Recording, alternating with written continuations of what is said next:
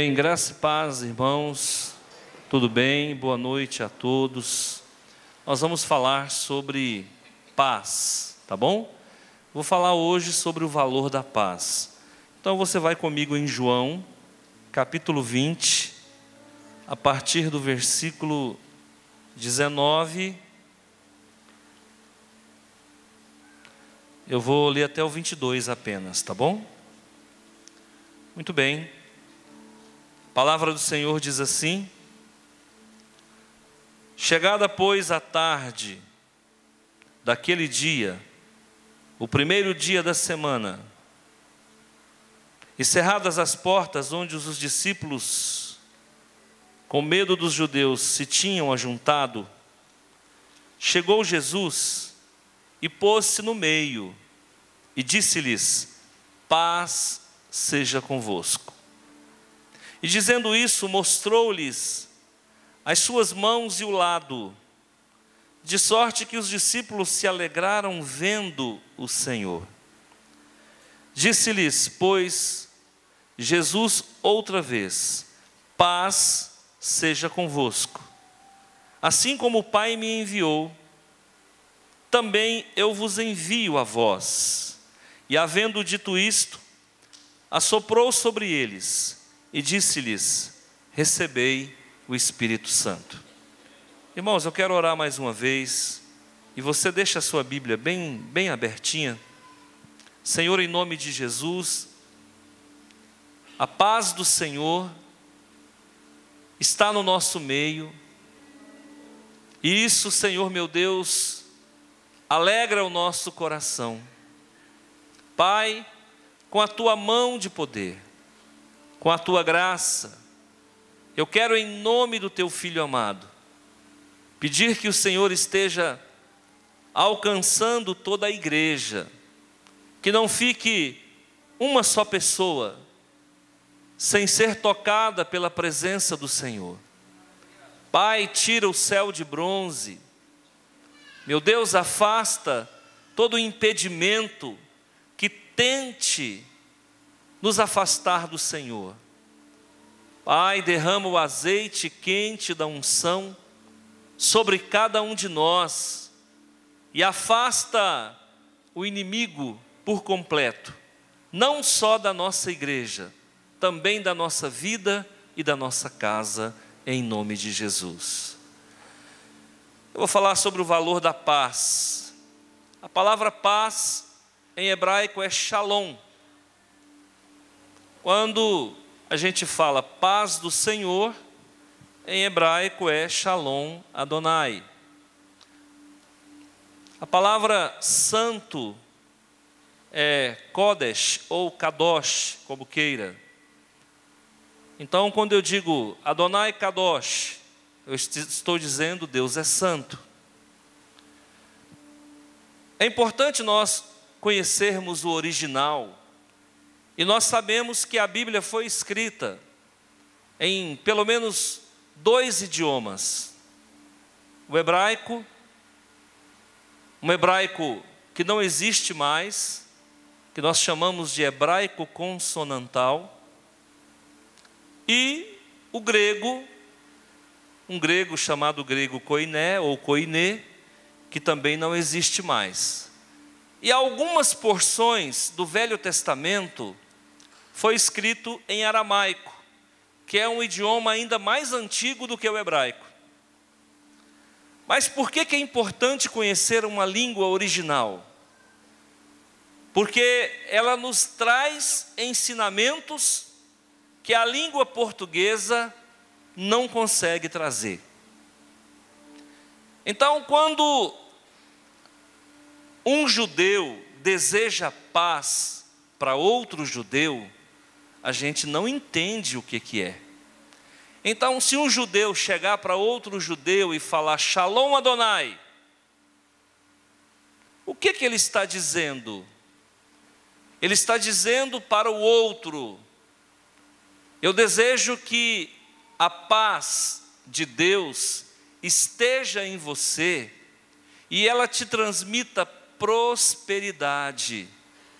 Eu desejo que a paz de Deus esteja em você e ela te transmita inteireza, que você seja completo, que você seja pleno. Então, é muito mais do que uma saudação frívola, que nós ocidentais, cristãos, falamos quando encontramos um irmão na rua. Vocês sabem que algumas igrejas evangélicas saúdam com a paz do Senhor. Tudo bem, mas às vezes a pessoa não sabe o que está falando. E se torna algo mecânico, algo que não transmite o verdadeiro sentido da frase. Em hebraico, não. Quando eu desejo a paz para alguém, eu desejo prosperidade, eu desejo completude, eu desejo plenitude, eu desejo felicidade. Então, a paz que o judeu conhece, ela é diferente da paz que nós talvez conheçamos. Aqui no Ocidente, a palavra paz, ela é ausência de guerra. Para o judeu, não. Para o judeu, mesmo na guerra, você pode estar em paz. Existe uma expressão hebraica, ma shalom ha. Você está vendo que nessa expressão, ma shalom ha, tem um shalom, de uma forma um pouco variável. Quando um judeu chega para um outro judeu e fala ma shalom ha, ele está dizendo, como vai a sua paz? Que é uma coisa que para eles é muito importante, porque ao mesmo tempo que ele deseja paz para o outro, ele quer saber como está o nível da sua paz. E aí, preparando essa mensagem, eu pude perceber que a paz é quantificável na nossa vida. E eu vou mostrar isso para você aqui no texto que eu acabei de ler. A paz, ela é quantificável.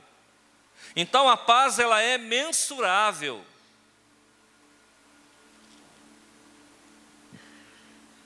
Mas antes de nós falarmos sobre isso, vamos entrar um pouquinho no contexto. Quem escreveu o Evangelho de João? João. Alguém diz que é João, vocês concordam? Está aí uma boa pergunta, né, irmãos? Esse evangelho, ele é anônimo. Quem escreveu não autografou no final. Nós dizemos que é João, porque no final do evangelho, ele se autodenomina aquele que Jesus amava. E a gente, por dedução, chega à conclusão que é João. Mas quem era João? João era um discípulo de João Batista, que em um dado momento viu Jesus passar, se apaixona por Jesus, abandona João Batista e começa a seguir o próprio Messias. Então, acredita-se que foi João.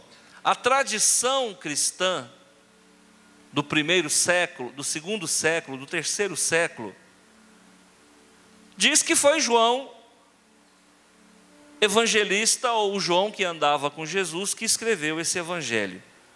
Então, por dedução e por tradição, nós então entendemos que foi João. Uma outra questão importante a considerar, o ano em que esse evangelho foi escrito. Ele foi escrito no ano 85 depois de Cristo, possivelmente na cidade de Éfeso. E esse evangelho, ele é totalmente diferente do evangelho de Marcos, Lucas e Mateus. Os três primeiros evangelhos são chamados de evangelhos sinóticos. Por quê? Porque eles são parecidos um com o outro. E a história diz que o primeiro evangelho a ser escrito é o evangelho de Marcos. Por quê? Porque ele é o menor. Sabe-se que da palavra de Deus não se diminui nada, só se acrescenta. Então você vai ver que Lucas é maior e que Mateus é maior, por esse motivo então Marcos é o primeiro. Mas o Evangelho de João traz informações que só nele existe. Ele é um evangelho diferente, até porque o apóstolo João, São João, também era um homem diferente. João era aquele que deitava no ombro de Jesus, era aquele que supostamente mais conheceu o amor ágape. João morreu com quase 100 anos de idade. E Jesus disse que no final da vida dele, ele teria dificuldade de andar, profetizando sobre o tipo de morte que ele teria. E João fala da paz, da mesma forma, com muita propriedade, da mesma forma que ele fala do amor. Da mesma forma que ele fala da divindade de Cristo. Então são 3 temas muito bem abordados pelo São João, pelo apóstolo João. Que é a divindade de Jesus, que é o amor e que é a paz. Mas eu quero chamar a sua atenção para alguns detalhes aqui desse texto que nós lemos. Primeiro, no versículo 19, está dizendo assim: chegado, pois, a tarde daquele dia. Que dia? O primeiro dia da semana. Qual que é o primeiro dia da semana, igreja? Domingo. Aí você começa a entender por que que os cristãos evangélicos não guardam o sábado e guardam o domingo. Porque desde a morte e ressurreição de Jesus, há um rompimento com o sábado. A igreja rompe de forma subliminar, ela rompe com o sábado e começa a santificar o domingo. Então nós guardamos o domingo, porque a igreja primitiva, a começar dos apóstolos, também guardava o domingo. E o primeiro dia da semana não é a segunda-feira. O primeiro dia da semana era a prima-feira. Que aí a igreja, através do Império Romano, troca o nome e tira prima-feira e coloca domini, domingo. Domingo vem de domini, domini significa Senhor. Então o dia do Senhor agora passa a ser guardado como o domingo. E é por isso que a igreja guarda o domingo.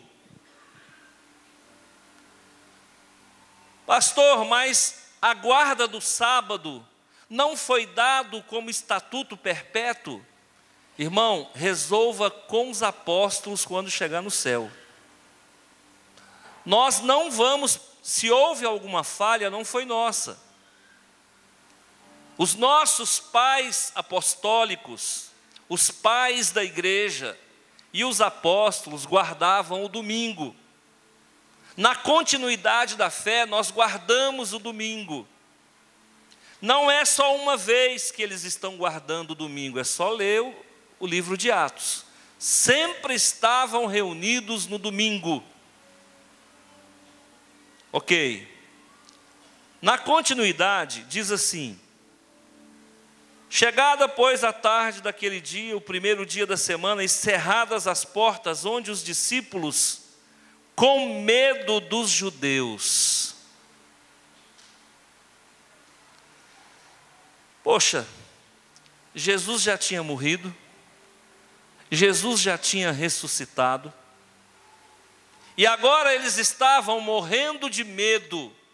Eles entravam no cenáculo, trancavam as portas, com medo dos judeus.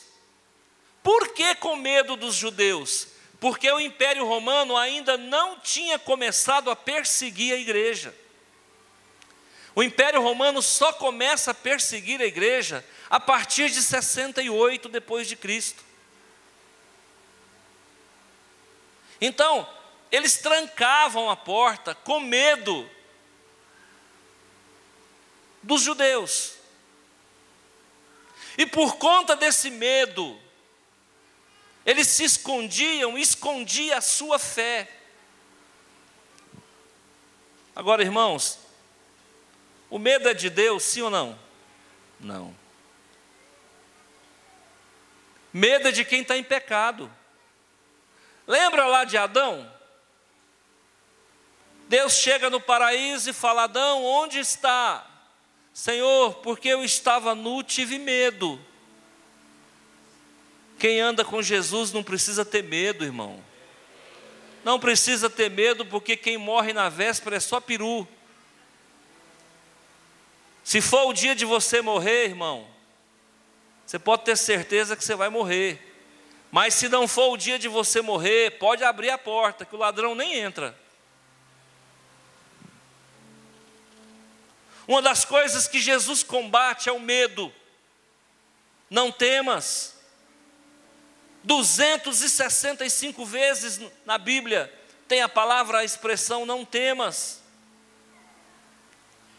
Então a porta trancada, os judeus morrendo de medo, Jesus chegou e entrou sem abrir a porta. Ok? Jesus entrou sem abrir a porta. Agora, é uns negócios que eu não entendo. Deus está combatendo fogo com fogo. Deus está combatendo eletricidade com choque. O povo já estava com medo. Ainda aparece alguém no meio da sala? Ué, aí turbinou, potencializou o medo. Mas o que nós percebemos? No que Jesus aparece, o medo desaparece.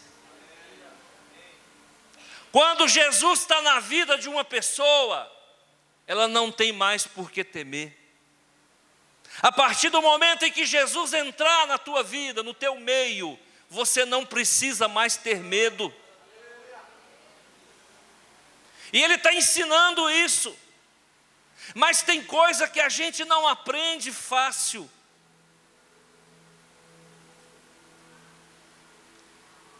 Mas aqui acontecem algumas coisas que você talvez não viu. Eu vou abrir os teus olhos com o poder de Deus. Jesus aparece no meio da sala. E o que Jesus disse? Paz seja convosco.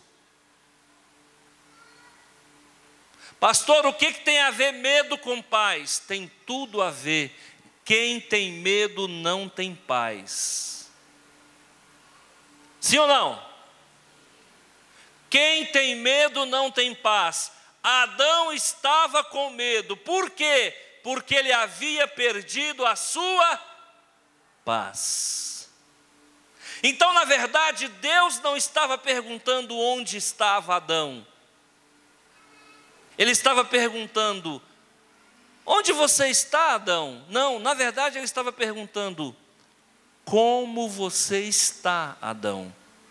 Tanto é que Adão disse: eu estou pelado. Aí está a prova de que ele não perguntou onde ele estava, mas como ele estava. O português é pobre. Aqui o Senhor Jesus entra, encontra todo mundo com medo. E Ele já dá o elixir da cura. Ele entrega para eles o remédio na medida certa. Paz seja convosco. Está faltando paz no coração de vocês. E às vezes eu fico olhando para a igreja e fico pensando que falta paz no coração de alguns irmãos. Eu vejo tanta gente inquieta na igreja. Pastor Antônio, o que pode roubar a paz de um crente? Inquietação. O que é a inquietação? A inquietação é fruto da ansiedade, ou da bipolaridade, ou da depressão, ou de algum distúrbio de hiperatividade. Eu vejo pessoas inquietas no nosso meio.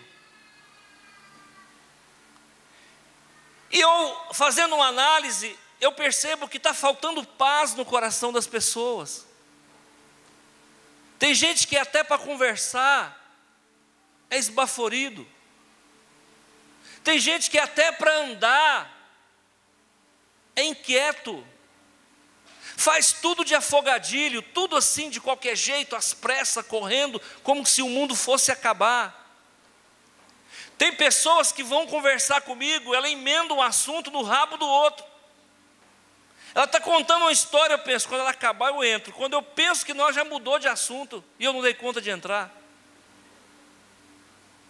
Gente ansiosa. Irmãos, a bipolaridade hoje é a doença do século. O que tem de gente bipolar, e agora eu conheci uns tetrapolar. Agora não é bi não, passou para tri, agora é tetra. Já tem pentapolar, hexapolar, heptapolar, octapolar. Meu Deus do céu, é tanta polaridade. Esse século está acabando com as pessoas. Isso leva as pessoas a uma inquietação. Então Jesus chega e fala, olha, abaixo a inquietação, abaixo a bipolaridade, abaixo a depressão, abaixo todo tipo de transtorno, abaixo a hiperatividade, abaixo a ansiedade, abaixo o medo, porque esse negócio está tudo junto. Você já viu aquele negócio que você fez assim, sem pensar? Motivado pela ansiedade, depois você fala, meu Deus, o que eu fiz? Será que esse negócio não vai dar problema? Conhece um rapaz na feira, antes do outro domingo, da outra feira, já está casado com o menino. Aí fala, meu Deus, será que eu casei com a pessoa certa? Olha que não. E agora, pastor, o que eu faço? Agora é sua. Agora é seu. Unidos até que a morte os separe. E qualquer coisa que passar disso é pecado. Jesus se coloca no meio deles e disse, a paz seja convosco. A primeira paz que Deus vai colocar no seu coração, guarda agora, olha a quantificação. A primeira paz que Deus colocar no seu coração é para colocar harmonia na sua vida. Quando você aceita Jesus, que você chega aqui na igreja, você recebe uma dosagem de paz. Aí você fala assim, poxa vida, eu fui no culto, e aquela palavra falou comigo, e eu saí tão bem da igreja, eu saí tão bem do culto. O que aconteceu, pastor? Deus acrescentou paz na tua ansiedade, Deus acrescentou paz no teu medo, Deus acrescentou paz na tua ira, Deus acrescentou paz nos teus problemas. Então a primeira paz que você recebe de Jesus é uma paz harmonizante, é uma paz homeostática, que equilibra.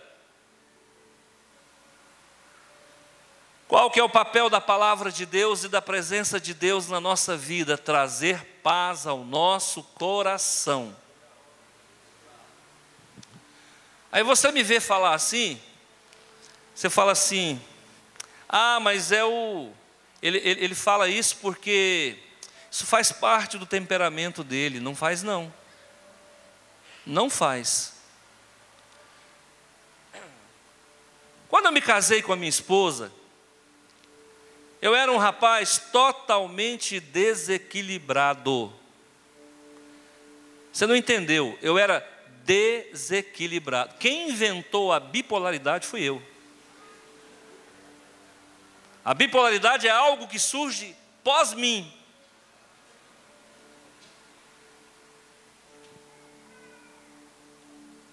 Não tinha paz. Cheguei ao ponto de tomar 6 tipos de calmante com menos de 25 anos de idade. era um sofrimento, era um desassossego. E eu não sabia o que fazer com aquilo, porque a minha religião, ela era inoperante. A minha religião, ela era incapaz. A minha religião não tinha habilidade e competência para acrescentar em mim a paz. Os meus guias, os meus orixás, não eram suficientes para colocar dentro de mim uma paz, então eu tinha que tomar remédio. Medo. Eu era polifóbico, tinha medo de tudo. Os guias não foram suficientemente competentes. Até que um dia me apresentaram Jesus de Nazaré. E eu vejo pessoas que por vezes são abordadas por representantes de falsas religiões. O irmão Roberto, seminarista, está aí? O irmão Roberto está aqui. Ontem na aula ele colocou um papel na minha mesa, cultura racional. Espiritismo disfarçado de filosofia. Logosofia, espiritismo disfarçado de filosofia. Seixonoye, espiritismo disfarçado de religião. Astrologia, espiritismo disfarçado de astrologia. E você vai ver que muitas religiões, na verdade, são espiritistas. E elas não ajudam ninguém, não acrescentam nada. E quando a gente está se afogando, tem que tomar cuidado para não abraçar um jacaré achando que é um tronco de uma árvore. Tem muita gente que está infeliz, que não tem Jesus no coração, e aparece uma cultura racional dessa aí, apresentando uma solução para um problema, que na verdade vai só piorar. É o que aconteceu comigo. Eu tinha 14 anos de idade, eu recebi demônio pela primeira vez dentro da minha casa. Eu era uma criança. Eu era criança, recebi um demônio dentro da minha casa. Aquele dia eu me machuquei demais, porque eu dei muito murro, muito karatê, e eu fui quebrando os trem tudo e me machuquei todo. Quando passou aquele transe, que eu voltei ao normal, estava todo machucado. E a minha mãe, coitada, tentando me ajudar, ela disse: meu filho, eu preciso levar você no Vale do Amanhecer. E nós morávamos em Brasília, no Núcleo Bandeirante, e o Vale do Amanhecer ficava em Planaltina, de Goiás. E nós fomos então para o Vale do Amanhecer. Chegando lá, era um domingo, e nós chegamos lá e eu fui procurar então alguém que pudesse me ajudar. Me apresentaram um guia. Ele estava incorporado numa mulher de aproximadamente 60 anos. Quando eu cheguei, ele olhou para mim e falou: estava te esperando. Eu posso te ajudar. E eu criei um vínculo com aquela entidade. Todo domingo eu ia lá para receber um passe daquele preto velho. Domingo após domingo, eu ia lá. E eu contei para eles alguns problemas que eu tinha de saúde. Ele disse: faz isso, isso e isso que vai resolver. Eu fiz e resolveu. Mas eu não encontrei a paz. A situação piorou um pouco mais.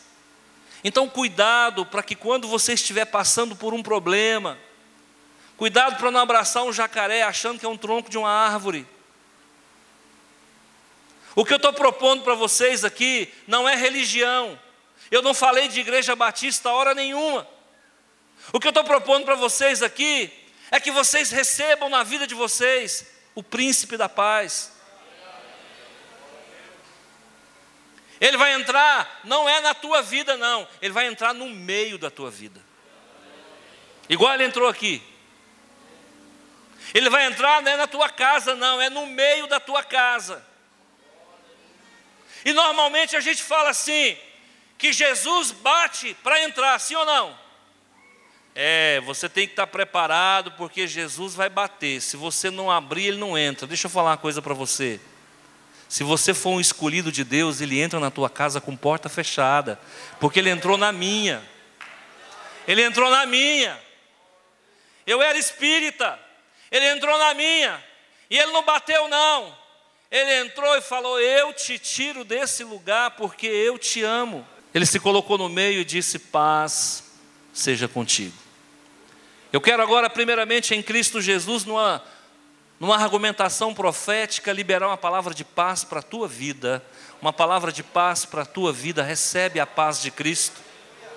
Recebe a paz de Cristo, e essa paz aqui é carregada de prosperidade. Recebe a paz de Cristo.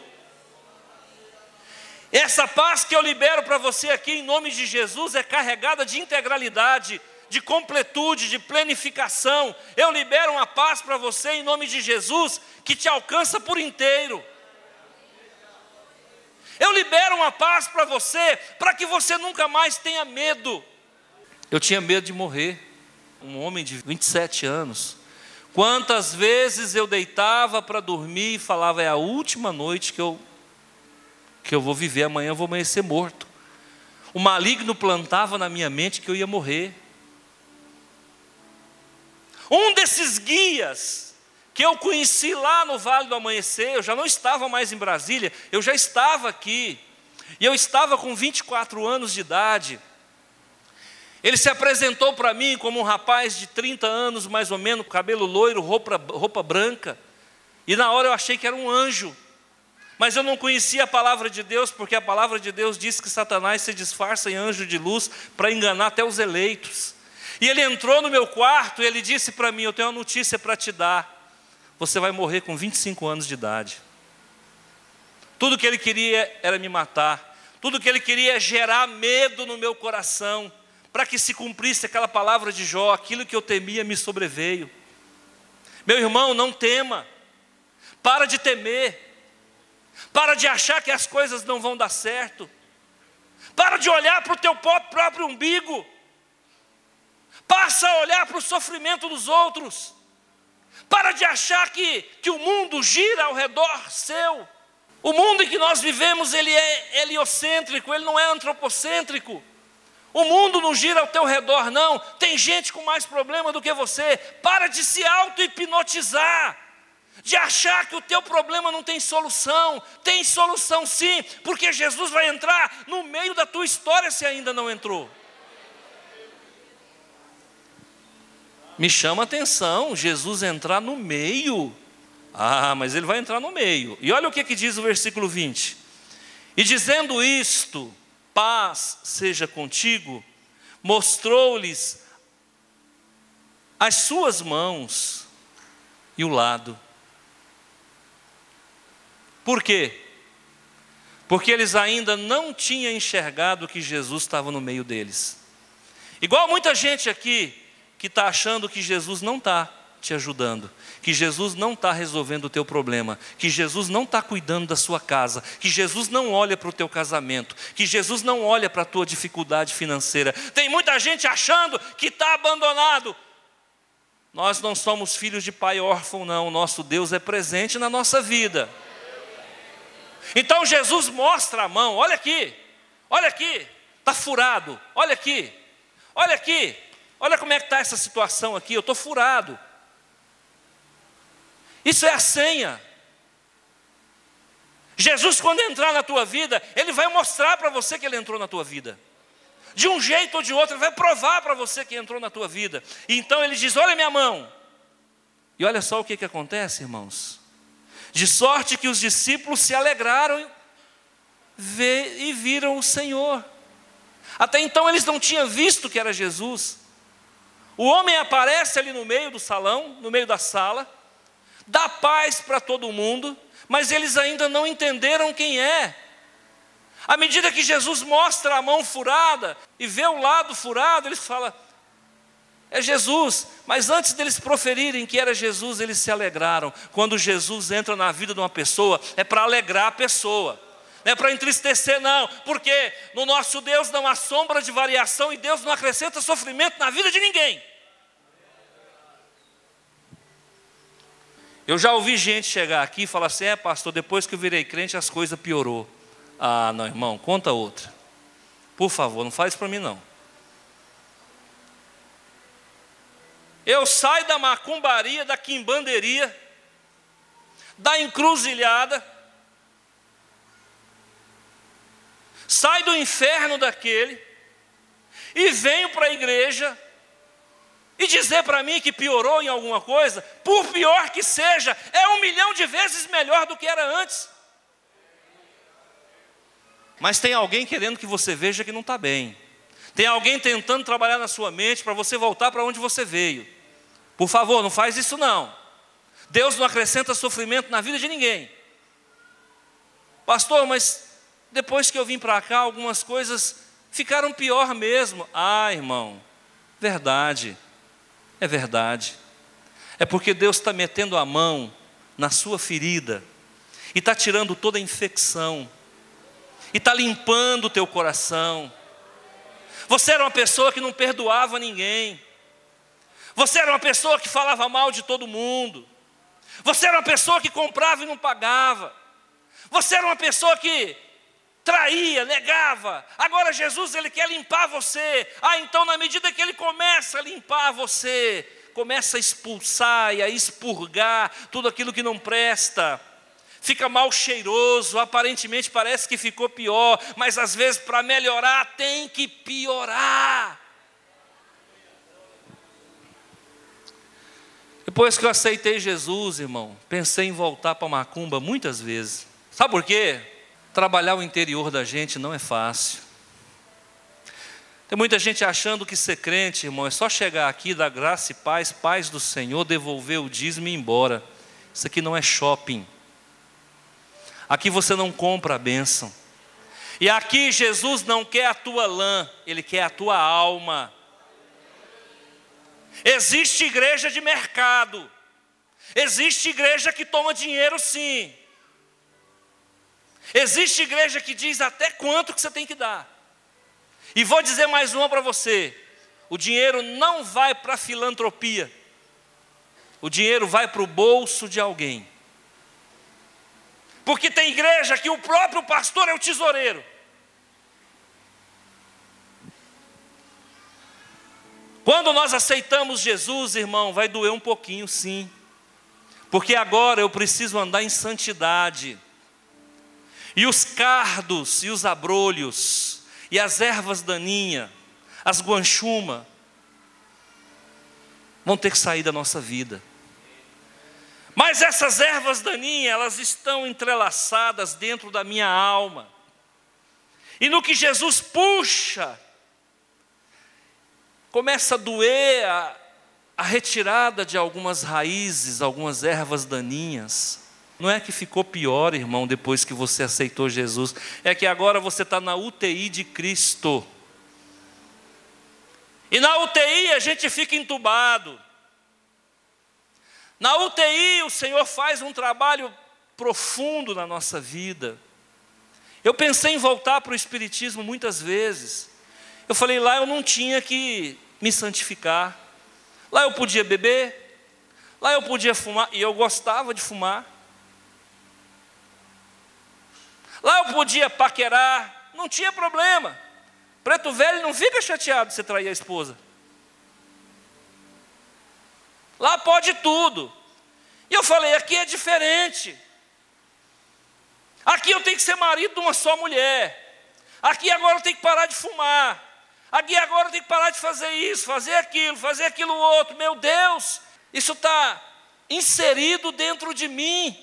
Só que depois que Jesus te alcança, irmão, Ele mete um anzol na sua boca.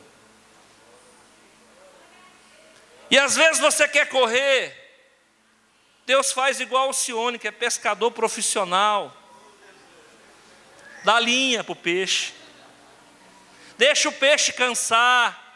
E o peixinho vai todo sererepe. Jesus fala, vai. Depois Jesus dá só dá uma recolhida. Vem cá, deixa eu terminar o que eu comecei. Tem gente aqui, irmão, pensando em deixar o Evangelho. Deus está me falando agora. Tem gente querendo deixar o Evangelho. para voltar para a cebola do Egito. Você vai chorar, a cebola faz chorar. Você vai sofrer, vai dar mau hálito. Então, queridos, graças a Deus eu não voltei. Eu aguentei firme. Teve uma época que eu queria morrer. E eu me lembro que eu estava na José Walter. Deus estava trabalhando na minha vida, curando umas podridões. E eu me lembro que eu tinha um Chevette. Quem lembra do Chevette? Eu tinha um Chevetão, chumbo. E eu estava lá na ponta do Clube Amazonas. Aí uma voz veio e falou para mim: acelera, põe tudo que tem, vai que você dá sorte de encontrar alguém na estrada. E eu atravessei, meu irmão. Eu vim lá do Clube Amazonas, até na panificadora do Wagner, dando o que o Chevette tinha. Eu falei: eu vou achar alguém que topa de testa comigo, hoje eu resolvo a minha vida. Mas Deus naquela hora parou o trânsito. Ficou só eu e o Chevette na rodovia, irmão. Não apareceu ninguém para dar de frente comigo. Sabe por quê? Porque Deus tem um projeto e nada pode frustrar os planos do Senhor.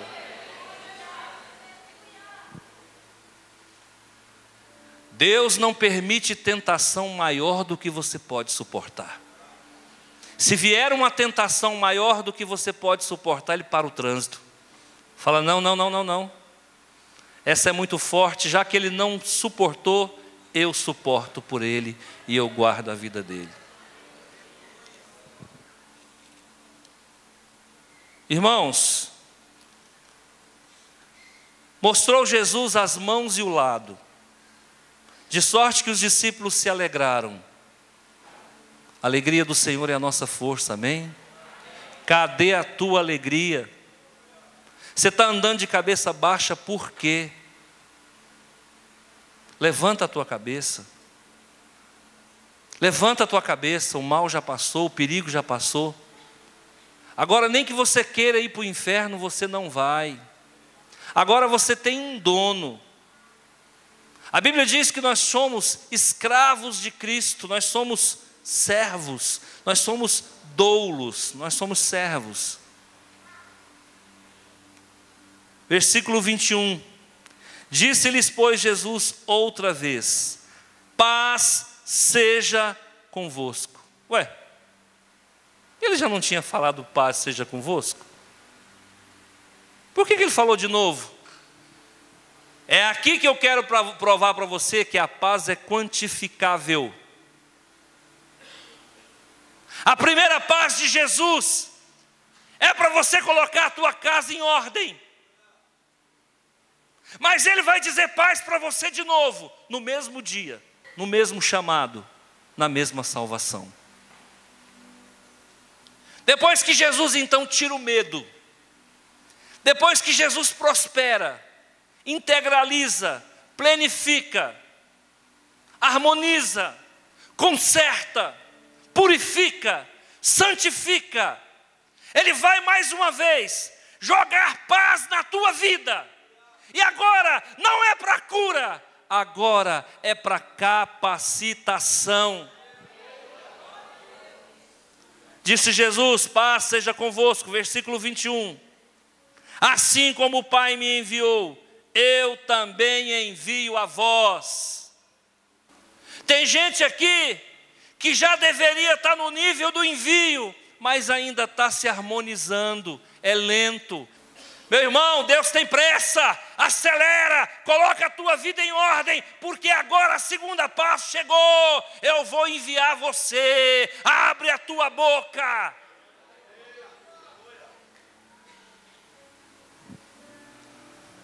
Comigo é tudo muito rápido. Aceitei Jesus, a vida podre, totalmente errada, totalmente torta. Cavalo de Satanás, burro de Satanás, mestre nas encruzilhadas. Deus tira,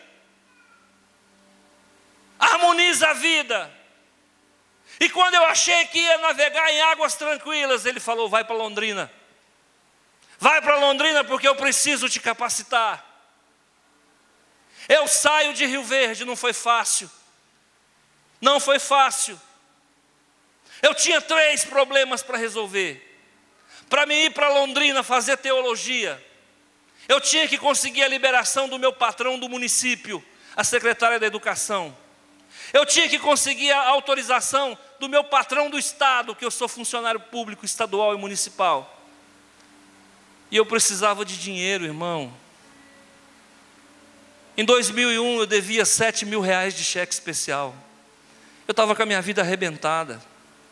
Tudo que eu ganhava era para pagar juro de banco. Eu falei: meu Deus, como que eu vou para Londrina? Fala para mim. Eu vou para Londrina, que jeito? Eu não tenho condições de comprar a passagem. Mas eu falei para ele: já que o senhor falou comigo que vai me enviar, se o senhor resolver esses 3 problemas, eu prometo para o senhor que segunda-feira, dia 3 de janeiro de 2003, eu estarei na cidade de Londrina. Isso era novembro. Quando chegou no final de novembro, começo de dezembro, eu criei coragem e fui na secretária da Educação Municipal. Falei: professora, olha só, falar de chamado para espírita não é fácil não. Cheguei para a professora e falei: pronto para receber um não.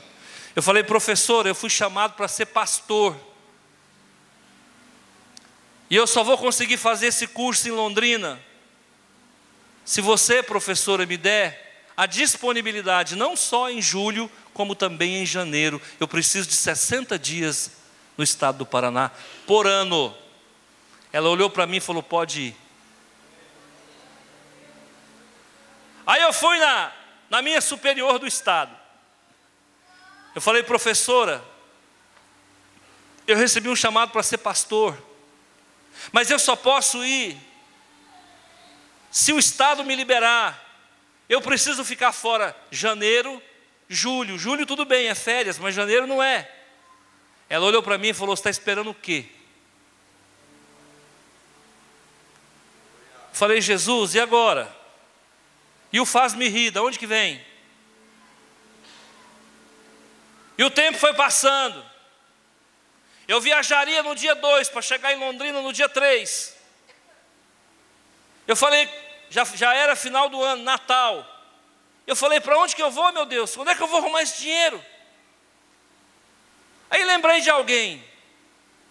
Falei: vou na casa dele. Eu estava deitado na cama. Quando eu levantei, que eu peguei na maçaneta, eu falei: vou na casa dele. Uma voz falou para mim: não vai sem orar. Fechei a porta novamente e ajoelhei no pé da cama. Falei: Senhor, o Senhor já venceu 2 obstáculos para mim, falta um. Eu não tenho dinheiro. Eu não tenho dinheiro nem para pagar a passagem, nem para comer lá, e nem para deixar com a minha esposa, porque eu vou deixar a mulher sem dinheiro. Faz alguma coisa, me ajuda, só falta isso. E eu fui na casa de uma pessoa muito especial. E estava garoando, estava chovendo. Mas eu fui. Chegando lá, irmão, encontrei com essa pessoa. Sentei e começamos a conversar. Na hora que eu fui falar, chega uma visita. Eu falei: oh, meu Deus do céu. Oh, Jesus. Se eu não fosse crente, eu ia dizer: Deus dá a farinha, o diabo carrega o saco. Quando eu ia falar, não teve como falar, fiquei caladinho. E a visita não ia embora. Eu falei: agora lascou. Eu vou ter que ir embora primeiro. E está chegando o dia de viajar. Eu peguei e despedi dele. Falei: ó, vou ter que ir, tá? Obrigado por tudo. E fui saindo. Quando eu estava chegando no portão, que eu bati a mão na maçaneta, ó maçaneta, que eu bati a mão na maçaneta, ele veio correndo. Falou assim: ó, e aquele processo seu de Londrina? Eu falei: pois é, eu tenho que estar lá dia 3. E por que não vai? Não, é porque, o senhor sabe, né? Ele falou: faz a conta que eu pago. Com essas palavras: faz a dívida que eu pago. Irmão, Deus quer enviar você faz tempo. Você já recebeu a primeira paz de Cristo. O Senhor hoje está te entregando a segunda paz. Mas Ele não está te entregando apenas para o teu deleite. Deus está te entregando agora uma nova unção, uma nova consciência, uma nova paz, porque Ele quer enviar você. E olha só o que acontece. Disse Jesus outra vez: Pai seja convosco. Assim como o Pai me enviou, eu também o envio a vós.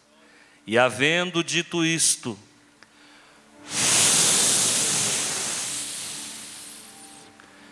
soprou sobre eles e disse: recebei o Espírito Santo.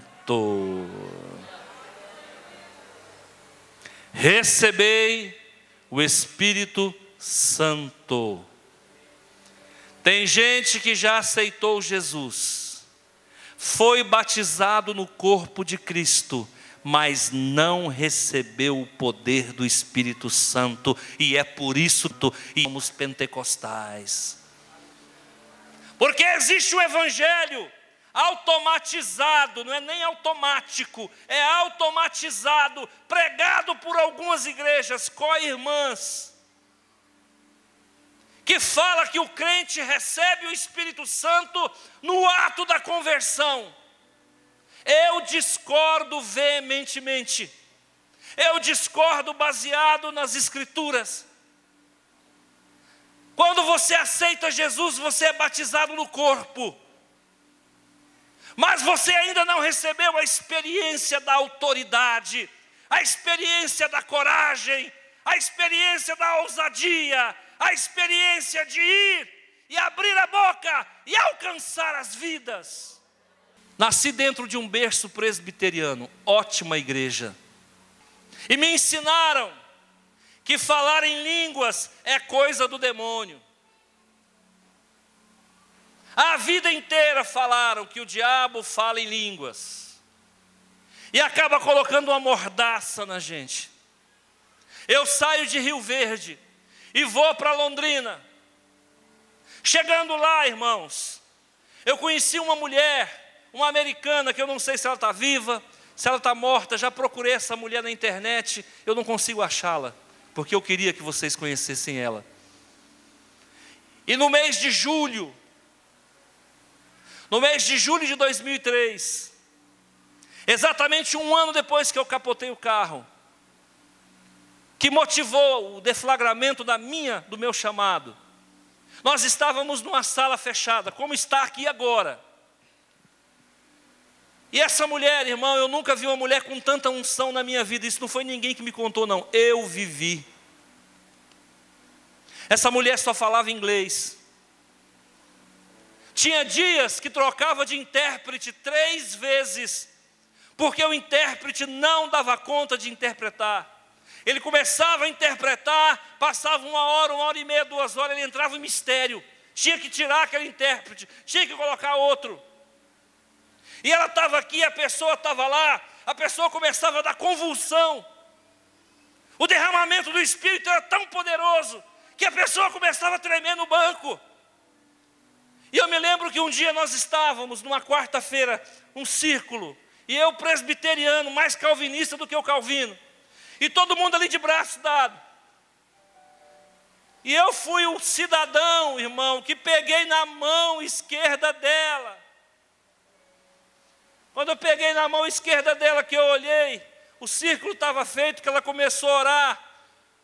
Um seminarista do meu lado começou a fazer assim.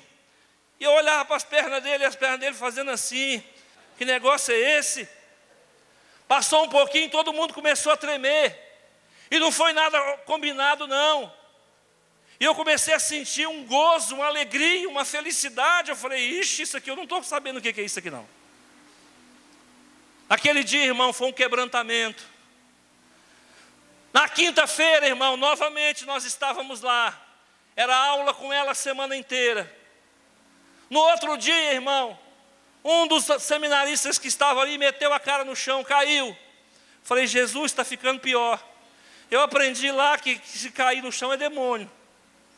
Quando foi na sexta-feira, e só dava certo de eu pegar na mão dela. Quando foi na sexta-feira, eu vazei. Falei, estou fora. Ela falou, você, come here. E eu falei, não sei falar inglês. Ela falou, come here. Fez assim. Aí a intérprete falou, está te chamando. Disse, não é para você correr, não, é para você pegar na mão dela. Lá vai eu, irmão. Quando eu peguei na mão dela, minhas pernas acabou. Acabou. Eu falei, Jesus, não deixe esse demônio me derrubar, Jesus. Tem misericórdia de mim, porque tem mais presbiteriano aqui. Eles vão contar para o meu pastor que eu endemoniei em Londrina, Jesus. Ai, meu Deus. Eu fiquei 3 dias trancado dentro de um quarto. Porque eu não entendi o que estava acontecendo comigo. Eu falei, eu estou ficando louco. Eu estou endemoniado. Eu aprendi a vida inteira que quem fala em língua é demônio, que quem cai está endemoniado. Eu falei, Jesus, fala comigo, fala para mim que eu estou louco. E ele começou a falar comigo. Ele me acordava altas horas da madrugada, e ele dizia, abre a Bíblia na página tal. Quando eu abria a Bíblia na página tal, irmãos, ele começava a me ensinar a Bíblia, falando coisas que eu nunca ouvi, me contando coisas que eu nunca ouvi ninguém falar. E aí diziam para a professora, tem que fazer alguma coisa. O Antônio está trancado no quarto, já tem 2 dias.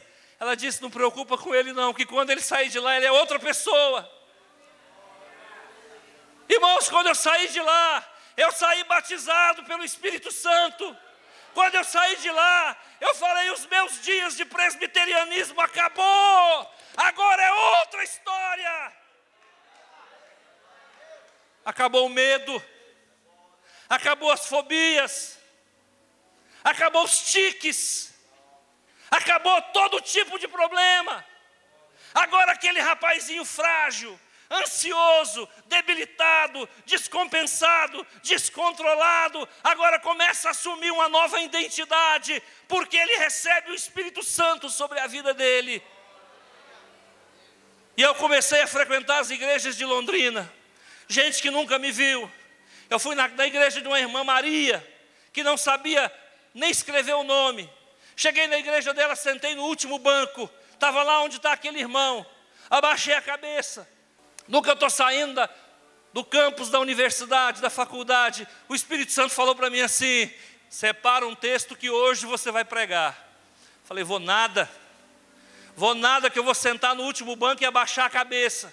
E assim eu fiz, cheguei na igreja da irmã Maria, uma igreja pequenininha que não cabia 50 pessoas, sentei no último banco e abaixei a cabeça. Antes do culto começar, a irmã Maria falou, pss, pss, você aí. Aí tinha uma irmã do meu lado, falou, é com você que ela está falando. Eu falei, com quem? Ela falou, com você. Eu levantei só o olho, ela falou, levanta a cabeça, meu filho. És pastor? Eu falei, não senhora, sou seminarista. Ela falou, mentiram para você, você já é pastor, vem cá. Eu cheguei lá, ela pegou e falou, prega. Eu falei, meu Deus, mas eu tinha separado o texto. João 3,16. O texto abençoado, irmão, é só o que a gente lembra na hora do aperto. João 3,16 no povo. Acabou a pregação, irmão. Ela pegou na minha mão e falou assim, você é uma nova criatura. Prepara, porque Deus vai te dar uma igreja tão grande como você nunca imaginou.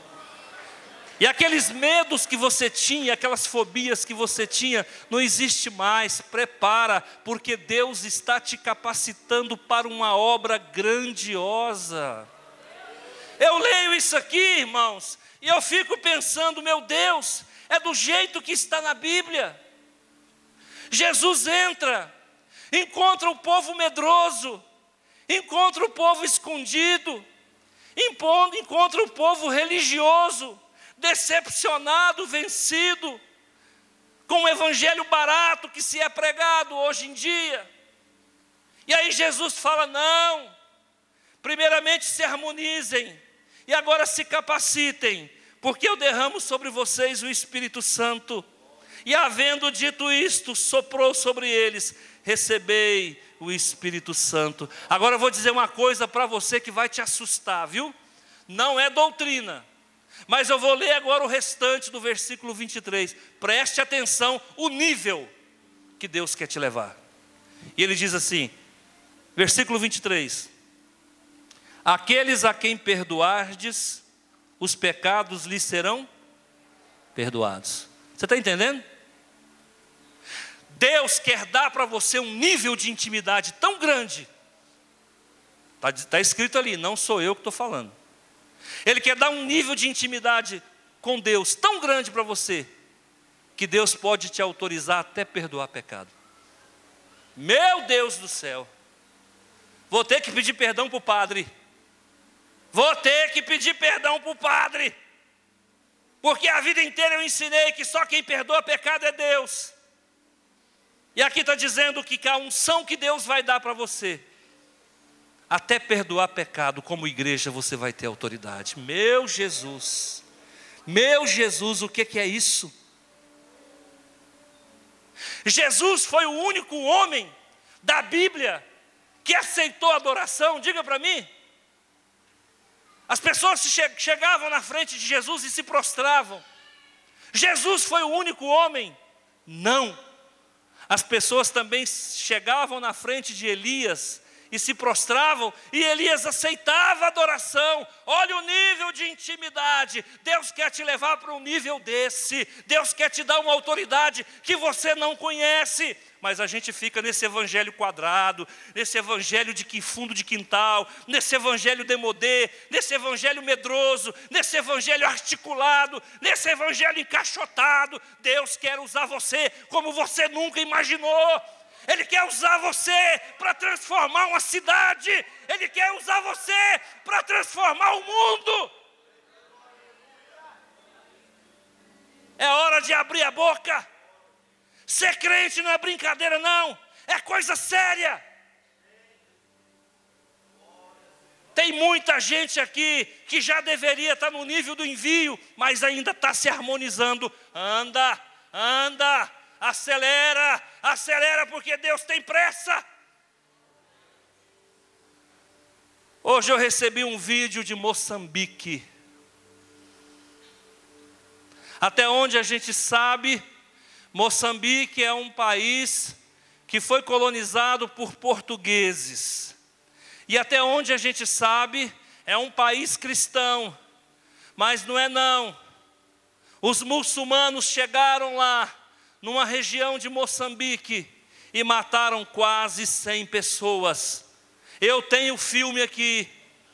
Se você assistir esse filme e ainda não tiver recebido o sopro do Espírito Santo, você vai dar branqueira, você vai desmaiar. Eles chegaram na igreja, tocaram fogo na igreja, mataram todo mundo e fizeram um churrasquinho de quase 100 pessoas. Está aqui. Deus tem pressa. Sai do nível da harmonização, vem, porque está chegando a hora de Jesus voltar. E Ele precisa de soldado, Ele precisa de gente para abrir a boca, para pregar a palavra, para ir aos confins da terra. Há dias atrás uma irmã me procurou. Eu não sei se ela está aqui. Ela falou, pastor, tem chamado transcultural. Eu quero saber se o senhor aqui me aceita. Eu tenho chamado transcultural. Eu falei, minha filha, vem cá. Você veio para o lugar certo. Você veio para o lugar certo. Aonde Deus mandar você ir, nós vamos te levar. Onde Deus mandar você ir, nós vamos te levar. Porque quando a gente acha alguém que tem coragem de ir, a gente tem que enviar. E eu sei que Deus tem mais gente aqui que Ele quer usar. Quer usar em Rio Verde, quer usar em Ouruana, quer usar em tudo quanto é lugar, quer usar fora do Goiás, quer usar na Amazônia, quer usar na África, quer usar no Canadá, quer usar na América do Norte. Deus precisa de gente que abre a boca, que aceita o Espírito Santo e que vai e prega a todos os confins da terra. É o valor da paz. As pessoas não sabem o que é a paz de Cristo. A paz de Cristo é a garantia da cura interior. A paz de Cristo é a garantia da vocação. E a paz de Cristo é a garantia de que o mundo todo será convertido.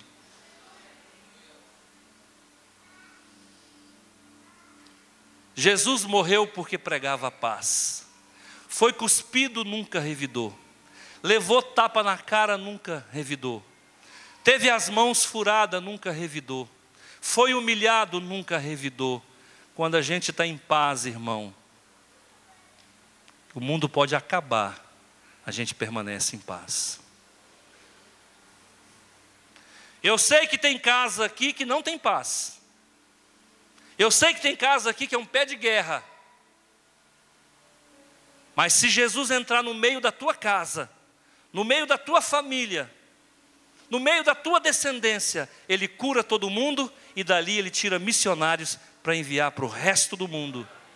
E a família problemática se torna uma família de missionário. Você separou o seu filho para ser médico, né?